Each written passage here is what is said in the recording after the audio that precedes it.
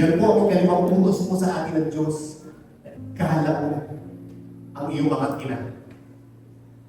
Hindi mo sinabi dyan na ikala mo ang iyong mga ina kung naging mabuti sila sa iyo. Hindi po.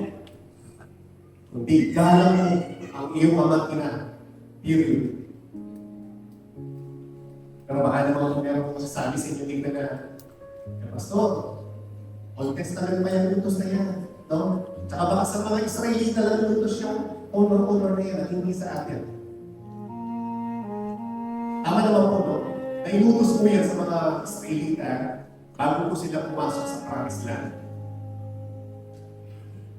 Pero hindi po tayo makakaligtas. Lalo na po ako. Dahil inulit po yan sa New Testament. At ina-address mismo ni po yan, no? Sa mga Gentile. Sa atin. Basahin mo natin. Efeso 6, 1-3. Mga anak, sundin ninyo ang mga magulang ninyo. Alam-alam sa Panginoon. Dahil ito ang nararapat gawin. Igalang mo ang iyong mga ina. Ito ang unang utos na may kasamang pangako. Upang maging mabuti ang iyong kalagayan at mabuhay ka ng matagal. Yan po ang kauna-unahang utos sa atin ng Diyos na may kasamang pangako. Honor your father and your mother so that it may go well with you and that you may enjoy long life on the earth. Kaya kung gusto mong maging maganda ang kaligayan mo at mabuhay ka na matagal dito sa mundo, honor your father and your mother.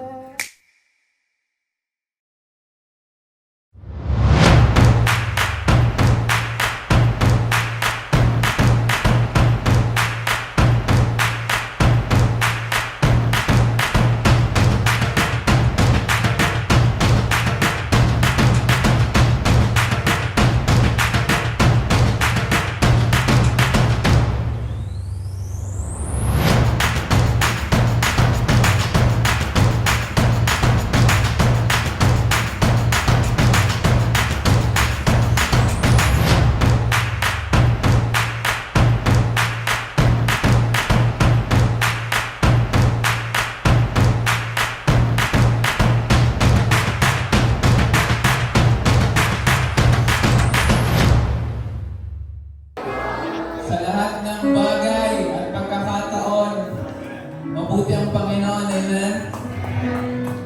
Palakpakan po natin ang Panginoon. Di siya nagkukulang, never siya nagpapabaya, at higit sa lahat, punong-puno siya ng pagmamahal sa atin, amen?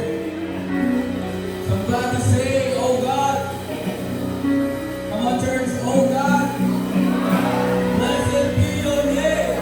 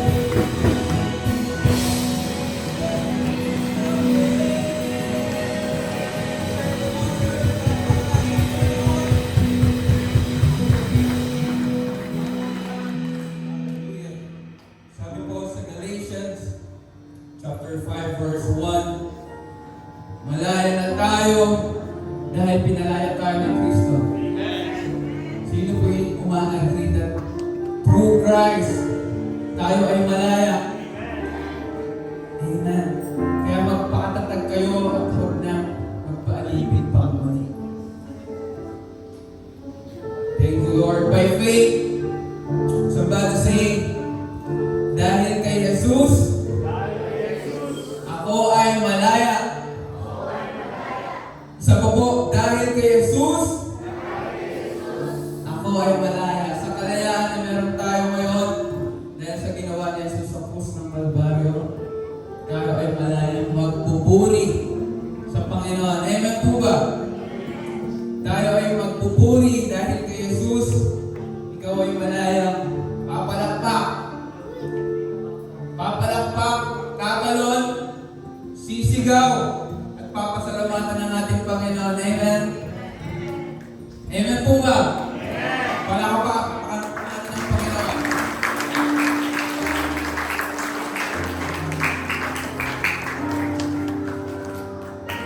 Naniniwala po ba tayo na tayong lahat ay malaya? Malaya dahil sa ating Panginoon Jesus, sa ginawa niya para sa ating lahat. Ayan. Kaya by faith, tayo magpatuloy na magpuri sa Panginoon. Amen. Hallelujah.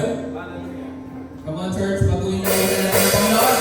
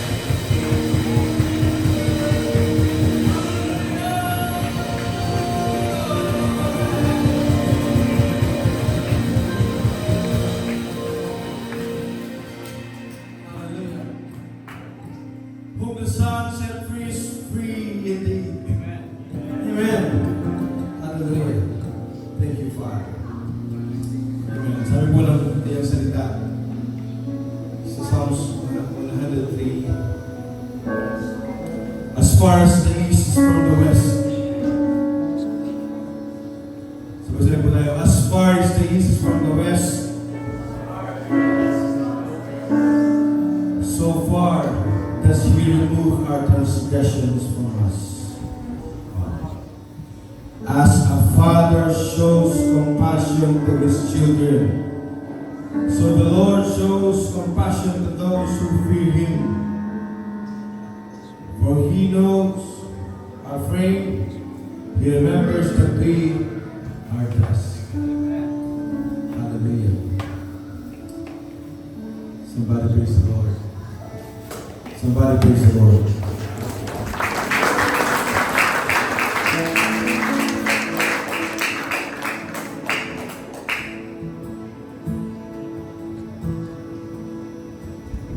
Oh, I heard 1,000 stories of what they think you're like, but I heard the tender whisper of love in the dead of night. And you tell me that you're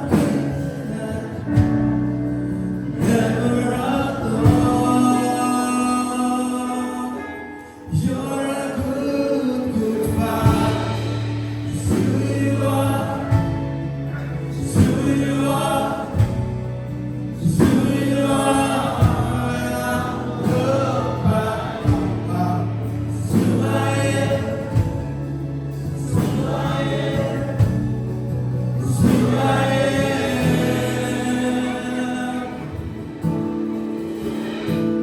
And I see many searching for answers far and wide, but I know we're all searching for answers.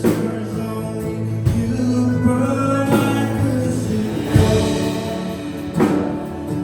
what we need before we say a word. Good God, it's who you are. It's who you are. I love God. Sing your love songs. Glorify.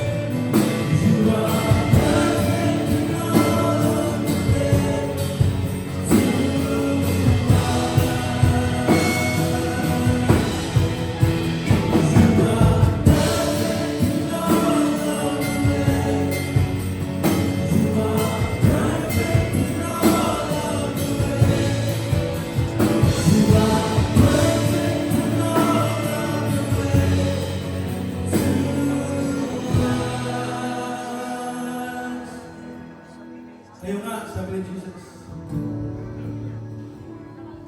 Ang mga sama, alam niyo kung paano magbigay ng mabuti sa iyong mga anak. How much more, Heavenly Father? How much more, say mo, how much more? How much more, Father in heaven? How much more? All of His celebration. Love so undeniable. I can hardly speak. Peace so unexplainable. I can hardly think.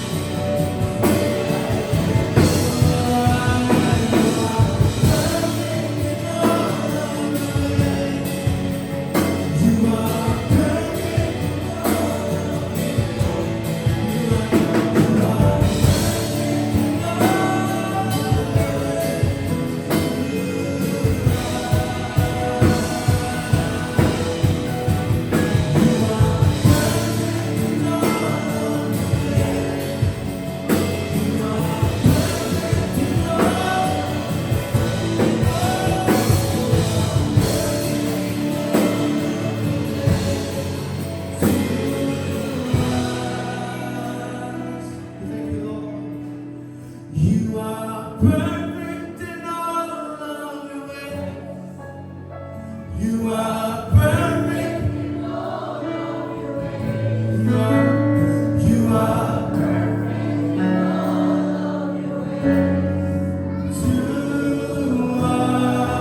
anumang kondisyon, anumang sitwasyon, you are perfect, Lord. You are perfect. Nasaan ka man ngayon, kapatid?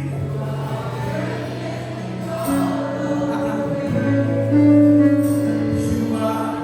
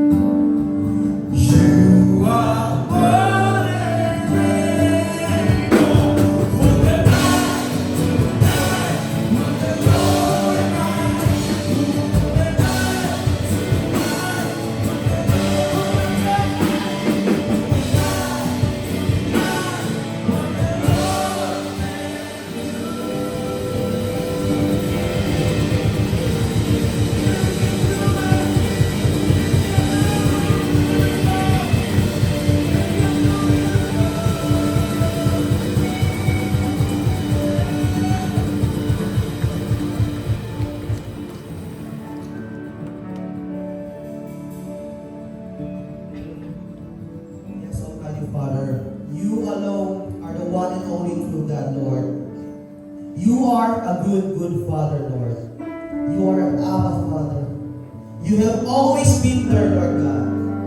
Through the lowest part of our life, Lord God. Through the highest of our lives, Lord God. You are omnipresent, Lord God. You are omniscient, Lord God. You have always been there, looking at us, waiting for us, Lord God. That's how patient you are. That's how good you are, Lord God. The fact that there's a whole congregation here, Lord God, giving their praises, their worship, their sacrifice, Lord God, their songs, Lord God. May all of this bring glory to your name, Lord. May this, Lord God, bring honor to you, Lord God. Naway nakadulog to sa iyo, Lord God. Naway nakaabot ang aming kasiyahan, ang aming pag-worship, Lord God, ang aming pagkanta, Panginoon. Thank you for always being good to us. The fact that we are here today, safe and sound, protected, guided, Lord God, to learn more about you, to be more close to you, Lord God, to learn your truth, to learn your love, Lord God. Your love is more than enough. Your grace is more than sufficient for each and every one of us, Lord. We thank you. We give you all the glory, Lord God. And we also pray, Lord God, for the pastor, Lord God, who will share today, Lord God, your truth, your love, Lord God. May we learn what you want us to learn, Lord God. Teach us, Lord God, to have a humble heart, Lord God. Open up our minds, Lord God. Gamitin niyo po ang aming pastor, Lord God, that whatever he will say will be decided. Ikaw po mag-decide ng Panginoon kung ano gusto niyo ipaalam sa amin, Panginoon. Panginoon ko, nagpapasalamat kami sa iyo walang katapusang provision, Lord God, for always being a good Father, Lord. This I pray in Jesus' mighty name, my Lord and Savior. Amen.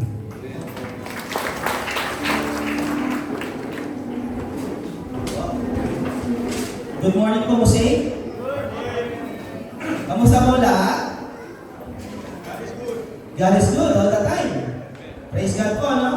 So yun po, I'm so glad na medyo napuno na po tayo sa yung congregation natin. And I'm happy to see all the faces na ligtas po tayo nakapunta dito. We are safe, we are protected, we are guided. Even though may mga problema tayo sa bahay na need harapin, may mga duties tayo need harapin, yet here we are to give praise and worship to the good, good Father. To learn more about Him. Next time po, ng ating announcement. So yun po, every Thursday, this coming Thursday, meron po tayo soaking. Yan po, no? It's more deeper connection with God po, no? For us to learn more about Him. Hindi lang po every Sunday. So meron po tayo every Thursday, no? So I want to see, sana po kung gano'n tayo kadami kayo, gano'n rin tayo kadami next Thursday. So yun po, meron po tayong next slide. Ayan. Sacrificial giving, no? Nasa series po tayo ng giving series natin. So we have learned a lot po on what it takes po to have gratitude, to give, to sacrifice, to tithe. So yun po, so let's be generous po sa ating pagbibigay. Let's be truthful po. Maging honest po tayo sa kung anong kaya natin bigay. Because, isang-aside na po natin, ang priority po dito is to kay Lord. Pag binless po kay Lord, ihubalay na po natin agad yung para kay Lord. The rest po, yun lang po yung budget natin. So next po. So yun po, this coming July 6 to 26, meron na po tayong 21-day prayer and fasting. So we're all looking forward to it na maging mas closer pa ang bond natin, ang relationship natin kay God. No? It's a chance for us to sacrifice to kill our flesh and let the Holy Spirit work on us. So yun po. Yun lamang po, and have a wonderful day sa ating po lahat. Good morning po lahat. Magandang umaga po sa inyo lahat. Pwede bang batiin natin ulit lahat ng mga tatay, mga ama ng tahanan ng Happy Mother's Day? Happy Mother's Day po, no? Sa lahat ng ulirang ng ama ng tahanan. Alam niyo po, minsan lang po tayo maparangalan sa loob ng isang taon. No? Kaya araw po natin ngayon. Tayo naman po ang bida ngayon. Pero alam niyo po, madalas kapag Father's Day, no? Parang wala lang, ordinary day lang. Hindi kagaya kapag Father's Day, no? Bongga, well celebrated. Nagkakaubusan ng mga bulaklak. Well, hindi naman binibigyan ng bulaklak ang mga tatay. Or even sa mga greeting cards, no? Kapag Mother's Day, grabe yung production ng Hallmark Company dati. Di ba ba? Ang laki ng kinikita ng Hallmark Company, no? Kapag Mother's Day. Nagkakaubusan ng greeting cards. Pero kapag Father's Day naman, alam mo yun, parang nalala, sakto lang. Even sa mga preaching, no? Alam mo yun, kapag Father's Day, gustong-gustong mag-attend ng mga mami. Kasi iniisip nila na, wow, i-honor tayo ngayon ng pastor sa preaching niya. Pero kapag Father's Day naman, ako yari. Lalatiguhin na naman tayo ni pastor niya sa preaching niya. Sasabihin na naman, tayo yung tagapundi ng ilaw ng tahanan. Nakarinig na po ba kayo ng ganong klaseng sermon? Ganon po kasi nga, meron akong sermon na narinig dati, no? Isang pastora sa church, na literal na sinasermonan yung mga tatay. Sabi niya, kayo, mga tagapundi ng ilaw ng tahanan. Sabi niya gano'n. So hindi ko alam kung ano yung pinagdadaanan niya ng mga oras na yan. Siguro nga talagang pinundi siya ng asawa niya. Kaya kapag Father's Day po, parang hinga mo, no? Wala na. Sakto lang. But not today. Today, we're here to honor our Father. We're here to really value kung ano yung papel na ginagampanan ng mga tatay. Kung gaano kahalaga yung role na ginagampanan nating mga tatay. Pero bago po lahat, bigyan ko muna kayo ng idea kung saan po nag-umpisa yung Father's Day. Nagsimula po ang Father's Day noong early 1900s sa United States. Ang nagpasimula ng Father's Day ay si Sonora Smart Dad. Yan. Yan po si Sonora Smart Dad. Itong si Sonora noong early 1900s, ulila siya sa nanay. No? Maagang nabatay ang nanay niya at 6 silang magkakapatid. At ang kanyang tatay ang nagtaguyod at nagpalaki sa kanilang 6 na magkakapatid. So one time noong 1909, umattend ng Mother's Day sermon sa church itong si Sonora. At na-inspire siya, no? Matapos siya makarinig ng Mother's Day sermon. Kaya inisip niya na dapat magkaroon din ng espesyal na araw para sa mga ama. Bilang pagpupugay sa sakripisyo at pagmamahal ng kanyang ama. Kaya nagsimula siya pagkampin itong si Sonora, no? Na dapat magkaroon din ng Father's Day. Kasi nung mga panahon na yun, meron ng Mother's Day, no? Kaya dapat magkaroon din ng special na araw para sa mga ama. At ang unang pagdiriwang ng Father's Day ay ginanap noong June 19, 1910 sa Washington. At kalaunan, naging popular ito sa buong Amerika. Tuwing 3rd week ng June, no? Ipinagdiriwang ito. Tulad po ngayon. Hanggang sa opisyal itong kinilala bilang pambansang holiday noong 1972, no, sa panahon ni President Richard Nixon. At doon na po nagsimula ang Father's Day. Bias po talaga, no? Matagal na palang mayroong Mother's Day, tapos yung Father's Day, 1972 lang, opisyal na naproklama. Ito bias talaga. Kaya pasalamat po tayo mga tatay kay Sonora Smart Dad, no? Dahil sa kanya, nagkaroon ng Father's Day. Dahil sa kanya, mapaparangalan tayo mga tatay. So isipin mo yun kung ikaw yung tatay ni Sonora, anong pakiramdam na wow, inonor ako ng anak ko. Ang sarap sa pakiramdam na ino-honor tayo ng mga anak natin. Kaya para po sa mga kabataan dyan, or even kahit may sarili ka ng pamilya, kung nabubuhay pa ang tatay mo, pahalagahan mo sila. Kasi yung mga tatay natin, yan po yung kasama natin simula nung maliit pa tayo, no? Tagahagin sundo mo yan sa school mo. Hanggang ngayon na college ka na, magna ka sa college, no? Magna 9 years ka na sa college, hagin sundo mo pa rin ang tatay mo. O kaya naman, suma, no? Sumampung taon ka na sa college. Hating sundo mo ba yung tatay mo? Nakaka-proud din mo ba? Kung gano'n ang tatay mo. Sino po dito yung nakompleto na mga tatay nila yung lahat ng school activities nila simula ng kinder? No? Hanggang nag-magna at nagsuma ka na sa college. Laging present yung tatay mo sa lahat ng school activities mo. Sino po meron ganong tatay? Nakaka-proud din po ba? Kung gano'n po yung tatay natin. Alam niyo, may kilala ko kung gano'ng klaseng tatay mo. Yung tatay ng classmate ko. Naingit nga ako dati kasi very supportive yung tatay niya, no?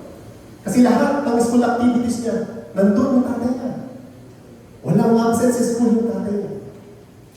Linggo ng wika, buwan ng wika, recognition day, sports fest, fun run, pati spelling bee at quiz bee, inaatinan ng tatay niya. Walang absent sa school. Teacher po kasi yung tatay ng classmate. Kaya po naman. Present lagi yung tatay niya. Teacher po. Kaya, alam niyo po ano, hindi talaga matatawaran yung sakripisyo sa atin ng mga tatay natin. Yung mga tatay din natin yung nag-provide ng lahat ng mga pangangailangan natin. Pero meron din naman mga nanay na good provider. Pero kadalasan, mga tatay po gumagawa niya. Madalas, tagapagtanggol din natin sila kapag may nang-api sa'yo, no? Yung tatay mo, unang-unang lumalaban para sa'yo. Di ba ba? Tapos, kukwentuhan ka pa niya ng mga bedtime stories. Alam mo, hindi naman totoo paglaki mo. Yung alamat ng ano-ano. Kung gano'n ang tatay mo, ang sarap siguro sa pakiramdam na dahil secure ka. Kasi alam mo, kasama mo yung tatay mo. Kaya po ngayong umaga, ito po yung title ng ating message. Honor your father. Parangalan ang iyong ama. Tayo pong lahat ay manalangin. Ang madaming Diyos, muli po kami po lumalapit sa iyong Panginoon sa pagkakataon ito upang purihin ka, parangalan ka, sambahin ka, madaming Diyos, sa kabutihan mo, sa pagiging tatay mo para sa amin. Salamat po Ama sa lahat ng ginawa at ginagawa mo sa buhay namin. Salamat po sa gagawin mo lamang po sa aming buhay. Ito ang aming dalangin sa pangalan ng Jesus. Amen. Honor your father. Alam niyo po, wala pong perfectong tatay. So kahit kaano pa kabuti o mapagmahal ang tatay mo, nagkakamali at nagkakamali yan. Pero hindi po dahilan yun para mawalan ka ng respeto sa kanila. O hindi natin sila i-honor. Meron sa atin dito na sobrang proud sila sa mga tatay nila, no? Halos idol nila yung tatay nila. Tulad ni Pastor Eman, ni Renzi, no? Nakita ko kung paano nila i-honor at parangalan yung tatay nila. Pero meron din naman pong sa atin dito na hindi masyadong naging mabuti yung mga tatay nila. Yung pero hinanakit sa tatay nila. No? Hindi ko man alam kung ano yung eksaktong pinagdadaanan mo ngayon o kung ano yung nararamdaman mo ngayon tungkol sa tatay mo. Kung saan aspeto nagkulang o nagkamali yung tatay mo. Pero bakit ito na yung oras para ayusin mo yung reaksyon mo sa tatay mo habang may pagkakataon ka pa, habang buhay pa siya. Dahil kapag nakamatayan ng tatay mo na meron kang galit sa kanya o meron kayong hindi pagkakaunawaan, magsisisi ka at patutulad ka sa akin. Namatay po ang tatay ko na may iwang galit sa loob ko. May ipong galit sa loob ko sa loob ng mahabang panahon. Simula nung maliit pa ako hanggang sa lumaki ako. Kaya kapag nakakita ako noon ng mga tatay na naglalaro, nagbabanding, o kaya hinakatid sa school, yung mga anak nila. Sinasabi ko sa sarili ko noon na sana siya na lang yung tatay ko. O sana kagaya niya yung tatay ko. Yun lang po yung pangarap ko nung bata pa ako. Kasi lahat ng mga sinasabi ko ngayon dito na ginagawa ng isang ulirang ama, hindi ko naranasan. Pagkus kabaligtaran ko yung naranasan ko. Lumaki ako sa pagbubugbog ng tatay ko. Hindi ko natikman yung hanger, tsinelas, sinturon. Hindi po. Minor lang kasi yung mga mismo kamao ko ng tatay ko yung lumalaban sa katawan ko. Kaya sa murang edad ko. Kaya galing po ang tatay ko na kapag nag-umpisa na siya mabugbog, hindi sa tumitigil hanggang wala siya nakikita dugo sa katawan ko. So lumaki po ako sa ganong klase pagdidisiplina. Hanggang sa hindi ko na po nakayanan, no? Dahil sa takot ko noon na baka mapatay ako ng tatay ko. Sa edad na 12 years old, umalis na ako sa amin. Lumayas na ako. Natuto kong mamuhay sa kali na mag-isa. Yung kali ang naging tahanan at kadluman ko sa loob ng mahabang panahon. Lumaki ako sa kali na mag-isa, hindi nakaramdam ng amuga at pagmamahal ng magulang. Kaya kung dinala ko yung galit ngayon sa loob ko, hanggang sa namatay ang tatay ko, hindi ko siya napatawad. Kahit yung nanay ko noon, sinusumbatan ko dati noon.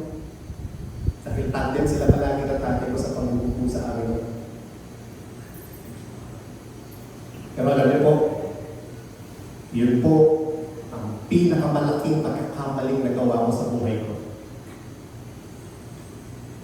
Na hindi ko napatawad ng tatay ko bago siya namatay. Kaya magsisiman ako ngayon, wala na. Patay na yung tatay ko. At may naiwang galit sa loob ko. Kaya huwag po ninyo akong gayahin. Kung meron kayong hindi pagkakunawaan, mga tatay ninyo, habang nandiyan pa siya, habang buhay pa siya, ayusin niyo po. Para hindi kayo magulat sa akin at magsisi. Sabi nga po ng kasabihan, aalhin pa ang damo kung patay na ang kabayo. Pahalagahan po natin yung mga tatay natin. Naging mabuti man sila sa inyo o hindi. Alam niyo ba kung ano yung panglimang utos ng Diyos? Pasahin po natin. Deuteronomy 5:16. Pwede po ba natin basahin sabay-sabay? 1, 2, 3, go.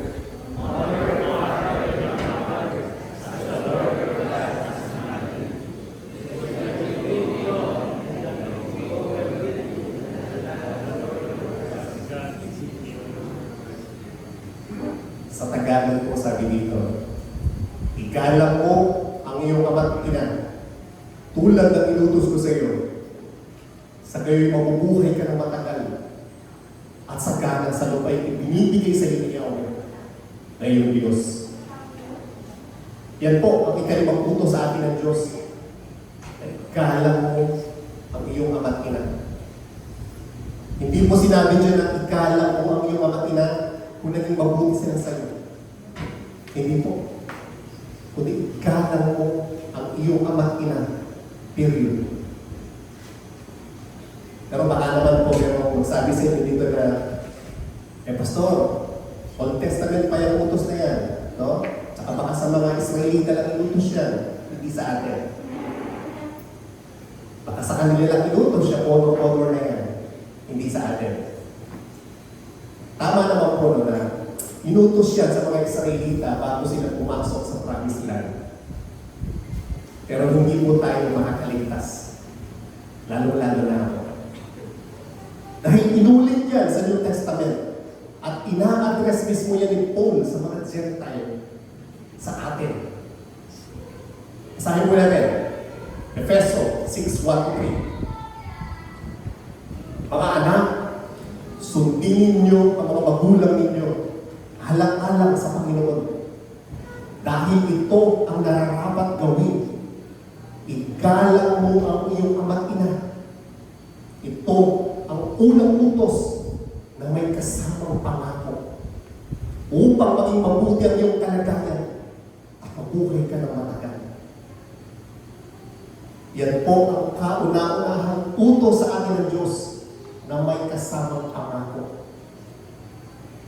Honor your father and your mother so that it may go well with you and that you will enjoy long life on the earth. Kung gusto mo maging maganda ang kalagayan mo at mabuhay ka ng matagal dito sa mundo, honor your father and your mother. Pangako mo ng Diyos yan na kung i-honor natin ang ating mga magulang, magiging mabuti ang iyong kalagayan at hahaba ang iyong buhay. No? Kasi baka meron po dito sa inyo na kagaya ko dati na may galit sa mga magulang nila. Kaya di po siguro naging miserable yung buhay ko dati. Hindi ko ba po alam kung ano yung eksaktong nararamdaman mo ngayon o kung ano yung naging problema mo ng mga magulang mo. Pero baka ito na yung panahon, baka ito na yung missing link, no?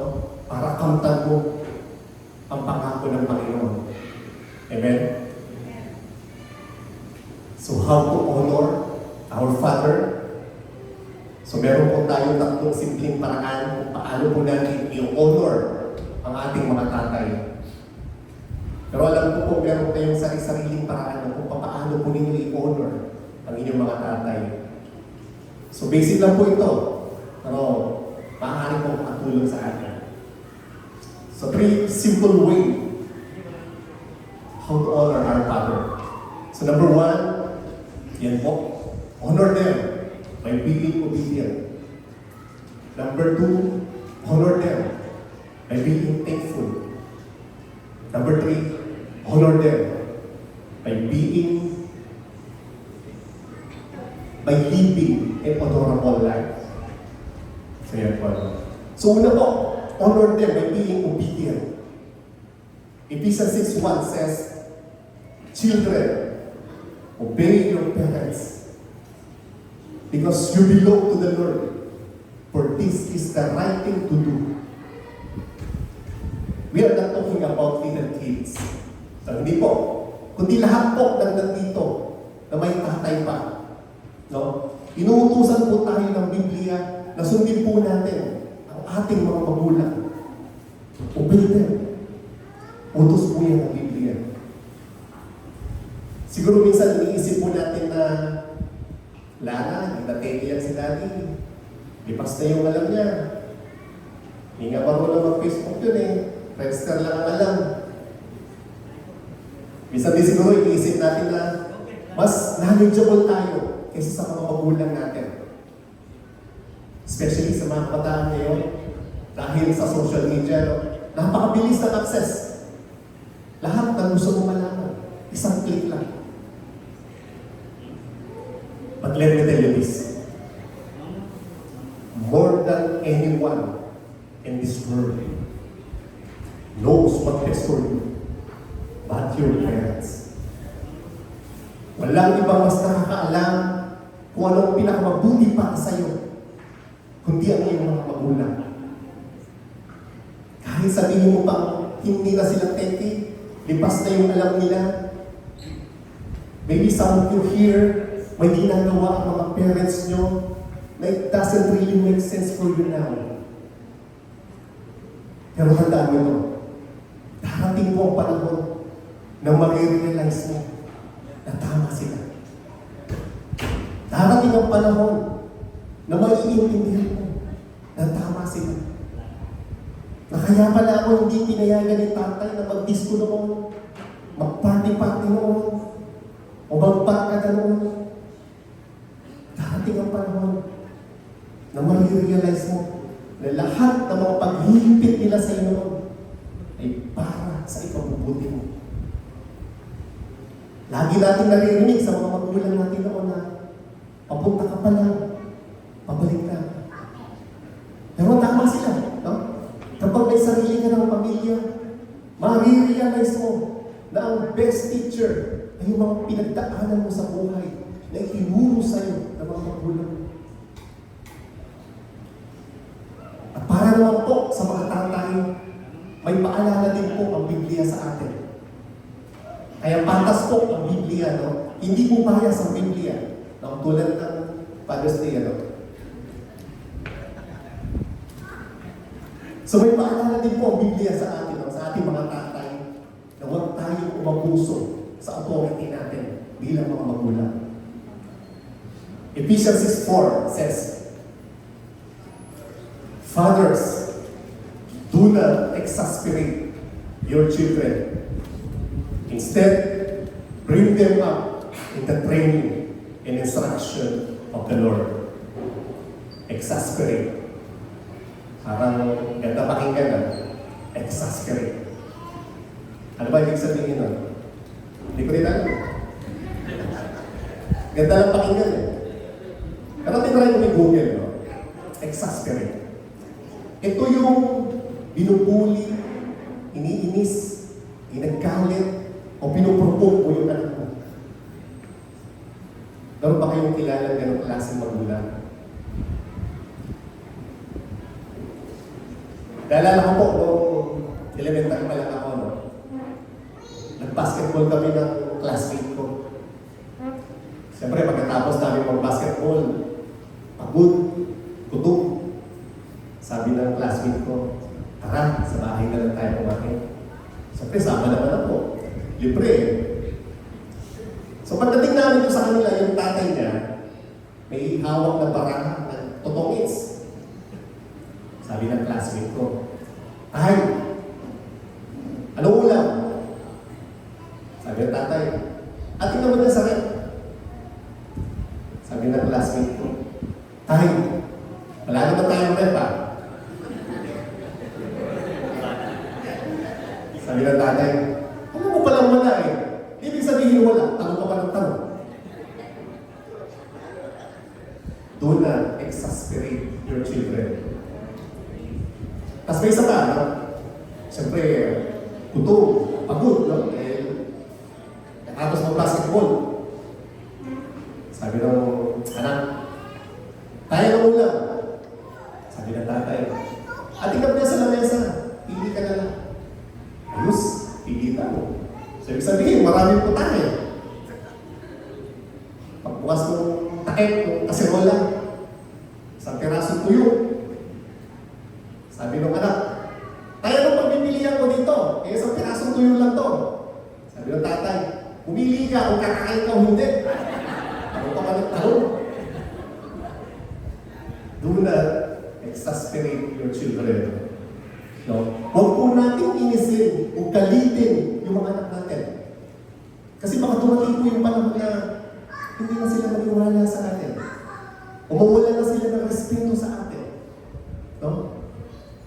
Kaya mga tatay, huwag po tayo umabuso sa authority natin bilang mga magulang. Alam niyo po, isa pa sa pinaka-worst na huwag po natin gagawin sa mga anak po natin. Yung i-compare mo sila sa iba. Na huwag po natin gagawin mo. Dahil lahat ng mga anak natin, they have own identity. No? Huwag mo silang i-compare sa iba dahil masakit yun para sa kanila. Huwag mong hanapin sa kanila yung mga bagay na nakikita mo sa ibang bata. No? I-secure po natin yung feelings nila. So ganito po yung ibig ko sabihin.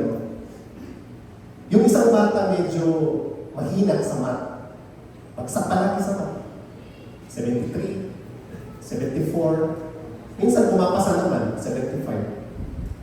Parang ako po yun, nag-aaral pa ako. Sabi ng tatay doon sa anak, Junjun, bagsak ka na naman. Hindi po si Junjun Carlos, ha? Ibang Junjun po ito. Junjun, bagsak ka na naman. Napakabobo mo talaga. Ba't hindi mo gayahin si Muy yung classmate mo? Magaling sa math. Sabi ng tatay. Sabi ni Junjun, tay, unfair ka naman eh. Bakit ako unfair? Sabi ng tatay. Sabi ni Junjun, tay, patalino naman kasi yung tatay ng classmate ko kaya ano. Kita mo ba? Compare ka kasi ng compare. Bumalik tuloy sa'yo. Huwag po natin sila i-compare. Kasi kaka-compare mo yan, babalik din po sa iyo. Yung po yung ibig ko sabihin. We should always proud sa mga anak natin. No? Kahit 10 yung subject niya, tapos pili lang yung pinasa, bagsakin siya. Siguro, magaling sa tiniklig yung anak mo. But we should always proud to them. Yung tipo, wow, ang galing mo na. Nakaisa ka na. Pinasa mo na yung PE. Sa susunod, yung Pilipino naman, ha? Alam niyo yun, di ba? Yung Pilipino na, do not compare them. Speak the words of encouragement. At sa mga anak naman po, obey your parents. Number 2, honor them by being thankful. Marami po sa mga kabataan ngayon na iniisip nila o akala nila na dahil mga anak sila, entitled na sila sa lahat ng bagay. Pati luho. Pero hindi po. No? Hindi po ganun. Ang dapat sa iyo, basic lang. Kapag more than basic ang meron ka, you should be thankful. In fact, kahit basic lang ang meron ka, you should be thankful. Kasi yung inalagaan ka ng mga magulang mo, simula nung maliit ka pa, minsan iyakin ka pa, napupuyat yung tatay mo sa karaheli sa'yo. Yung hindi ka natutunan, pinaaral ka kahit public school lang yan. No? Yung binigyan ka ng bago ng tatay mo, you should be thankful. Kung susobra pa doon, swerte ka na. Kasi madaming bata ngayon na ultimo basic, wala. Walang matinong magulang. Hindi na nakapag-aral. Walang makain. Palaboy sa kalye. No, sino po bang naka-experience sa gano'n? Wala siguro, no? Kaya kung ano man yung mayroon ka ngayon, magpasalamat ka. Yung buo, yung pamilya mo, magkakasama kayo kahit mahirap lang, dapat mo na ipagpasalamat yun. Alam niyo ba na 39.6% ng mga kabataan sa Amerika sleep at night without their biological parents. No? O biological father. 39.6%. Malaki po yun, no? Kaya kung ikaw, kasama mo pa rin yung tatay mo hanggang ngayon, you should be thankful. At number 3, honor them by Proverbs 23:24 says, "The father of a righteous child has great joy. A man who fathers a wise son rejoices in him." So how do you honor your father? So una po, be obedient. Pangalawa, be thankful. Pangatlo po, living an honorable life. So hindi ko man po alam kung ano po yung eksakto pinagdadaanan mo ngayon or kung paano mo ninyo ino-honor yung mga tatay mo ninyo. Pero tama po ang Biblia, no? Gaya po na sinasabi niya sa Proverbs 23:24, no? Isang malaking kagalakan para sa mga magulang kapag ang kanilang mga anak ay namumuhay ng matuwid, marunong, at may takot sa Diyos. Alam niyo po, kahit sa Biblia noon, kapag may binabanggit na karakter, ang tatay na ganito, ang tatay na ganyan, palagi pong tatay ang napupuri o aakusahan. Ano po? Kasi kung paano namumuhay ang isang bata o yung isang tao, 90%, parang nakikita mo na rin kung paano namumuhay yung kanyang mga magulang. Kaya kung isang bata, walang direksyon ng buhay, no, namamalimos, nagra-rugby, nagda-drugs, no, alam mo na kagad kung anong klase mga magulang meron sila. Dahil madalas nakikita po sa estado ng pamumuhay natin kung anong klase ng mga magulang meron po tayo. Alam niyo po, hindi material na bagay ang pinakamahalagang magbibigay ng anak sa kanyang mga magulang, kundi isang mabuti at marangal na pamumuhay. Dahil bilang isang anak, kung mamumuhay ka ng matuwid at marangal, no? Kahit hindi ka magsalita, napaparangalan mo ang iyong mga magulang. At ngayon po, no, kung ready na sila, tawagin po natin yung ating mga kids. No? Meron pong inihandang dance number na para sa mga tatay, yung ating po mga kids. Kung ready na sila.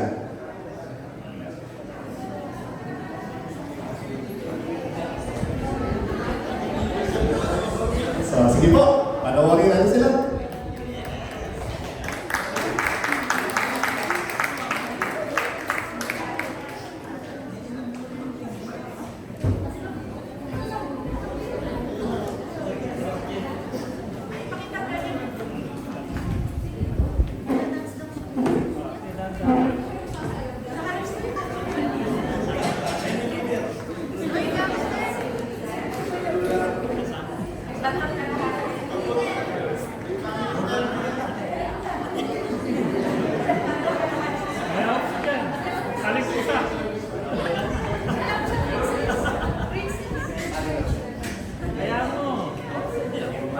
Lord, I'm just grateful that I got to wake up today. You take my worries and burdens and fade into gray.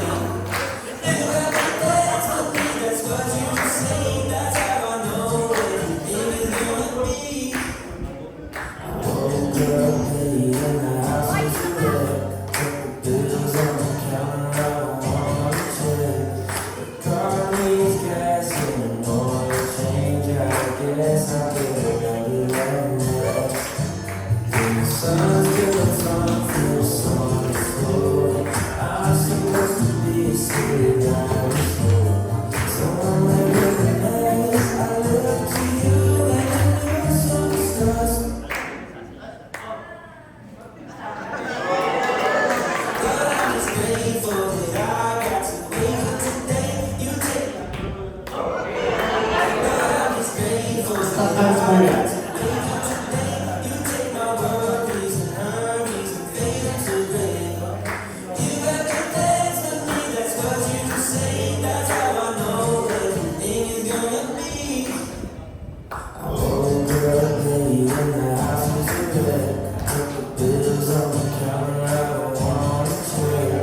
The car needs gas and oil change. I guess I'll be ready that next. When the sun just do it from first song.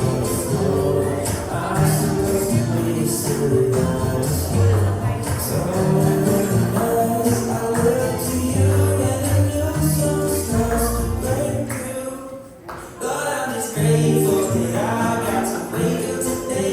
You take my worries and burdens and fade them to gray. You have these legs to me, that's what you say. That's how I know everything is gonna be okay. Gonna be okay.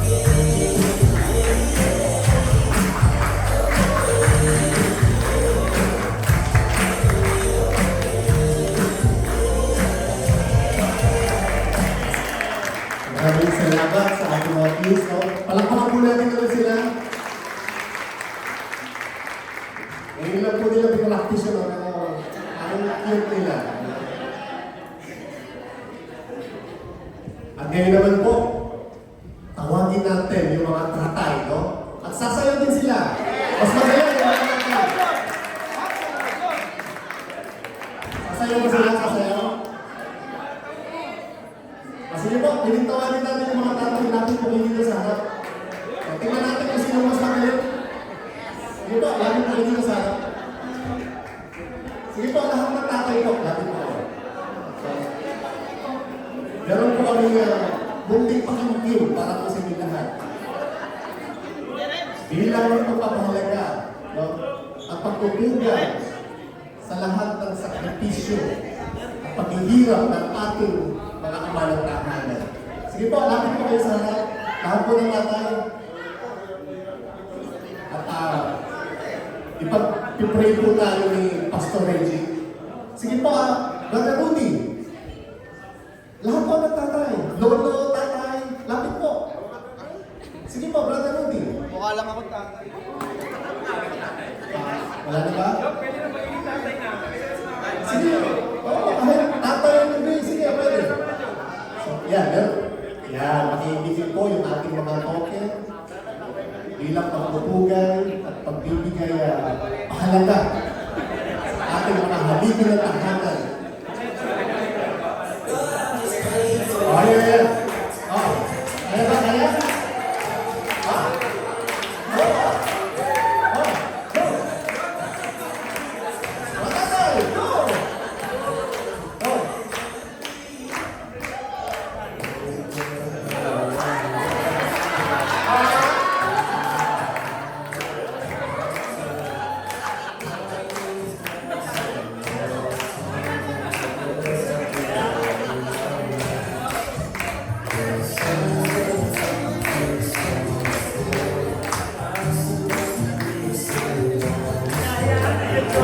Meron na tayong best tatay dito. Maraming salamat. Palapakan mo natin yung mga tatay.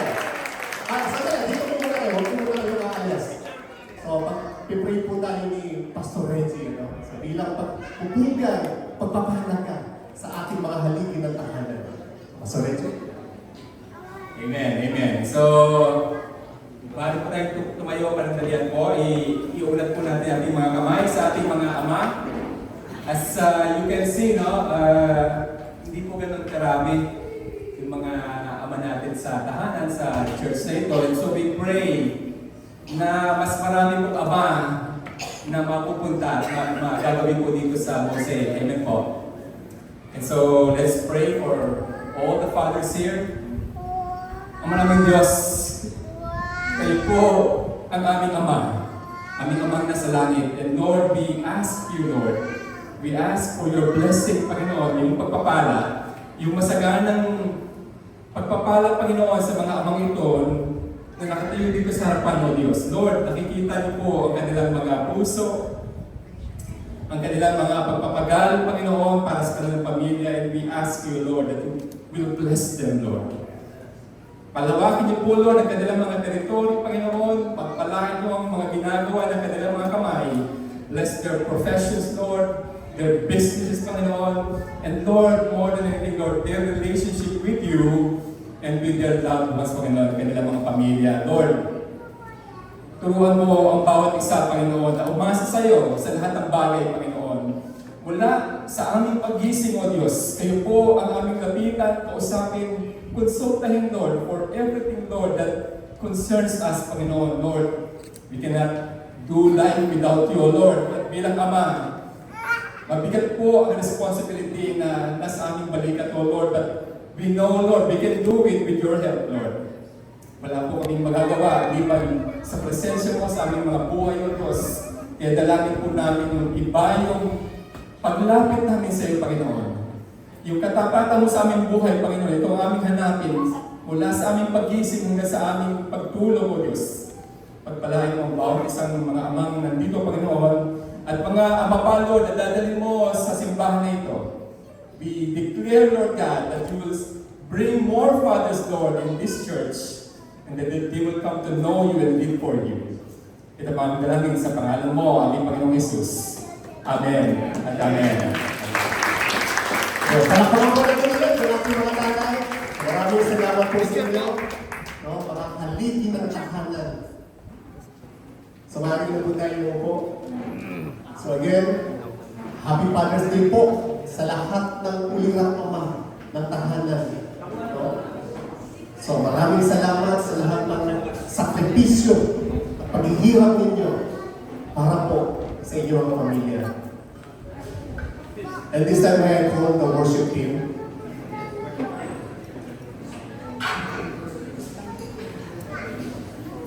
Pero bago po natin parangalan o i-honor yung ating mga tatay dito sa lupa, unahin po natin parangalan at i-honor yung tatay po natin sa langit.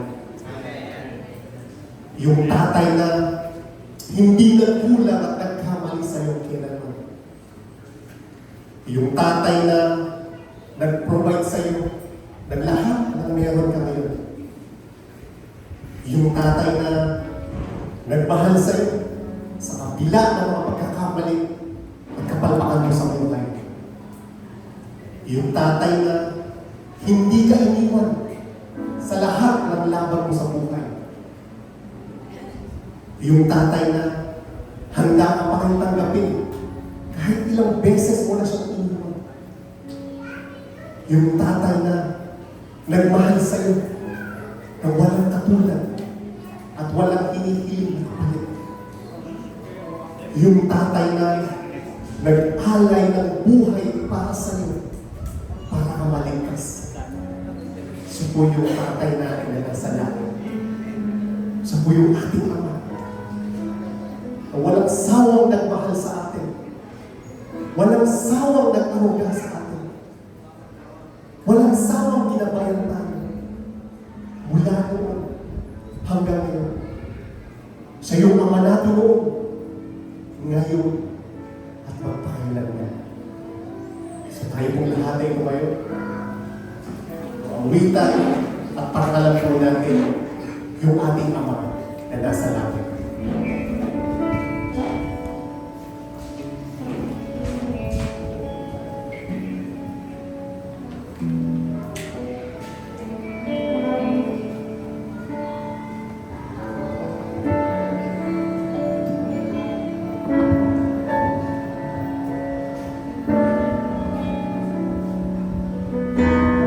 You're a good, good father.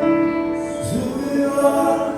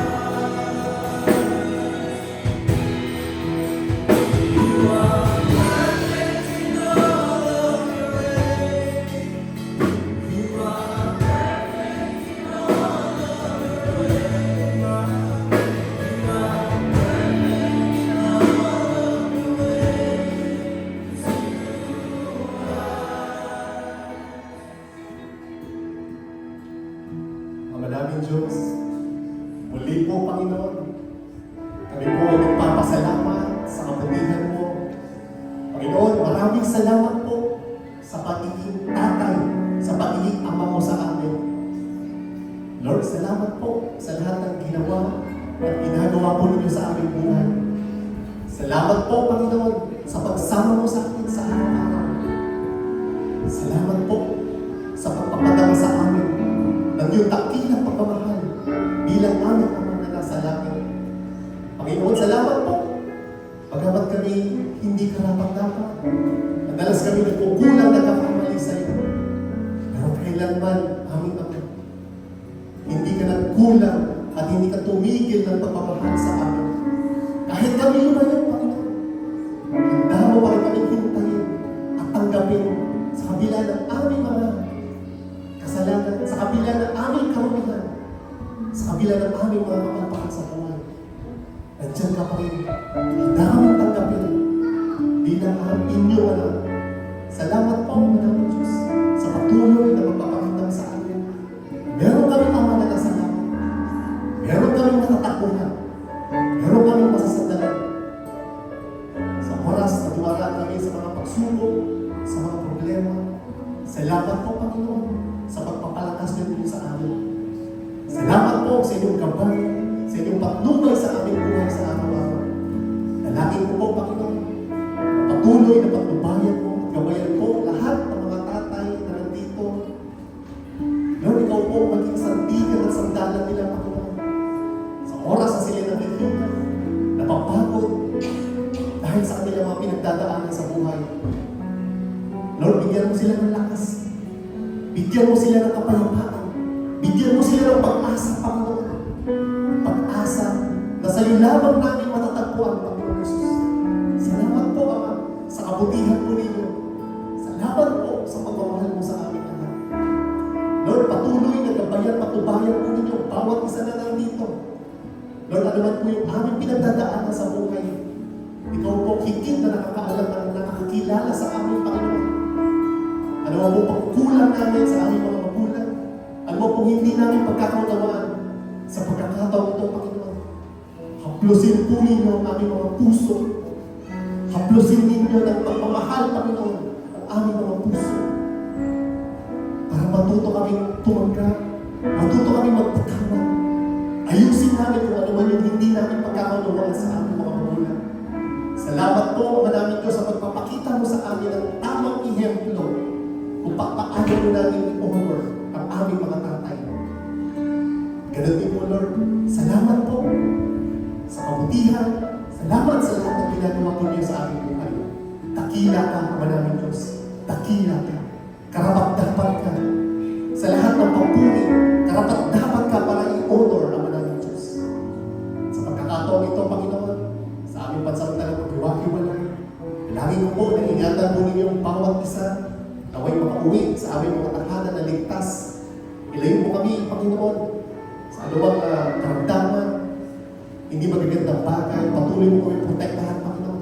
Lalo-lalo na po yung mga haligi ng tahanan, Panginoon, na patuloy na nagtataguyod at gumagawa, nagtatrabaho para sa kanilang mga pamilya. Sa pagkakataong ito, Panginoon, pagpalain mo bawat isa na magbibigay ng kaloob, bibigay ng kanilang tithes and offering para sa inyong gawain. Ikaw na po, Panginoon, na magbalik sa kanila mga blessing, mga pagpapala. Balik mo ito sa kanila, Panginoon, at siksik, liglig, umaako ng mga pagpapala, yung kanilang mga pinaghirapan, kanilang mga pinagtrabahuan. Ikaw na po baka na magbuliblag ito, Panginoon. Patawad, mga naming Diyos. Madalas kami nagkukulang, nagkakamali, nagkakasala sa iyo. Patawad po sa mga pagkakamali namin. At turuan mo rin kami, Panginoon, na kami magpatawad sa aming kapwa na nagkakasala sa amin. Tulungan mo kami, Panginoon, na mabuhay ng naayon po sa iyong kalooban. Sa iyo lamang po lahat ng papuri, pasasalamat at pagsamba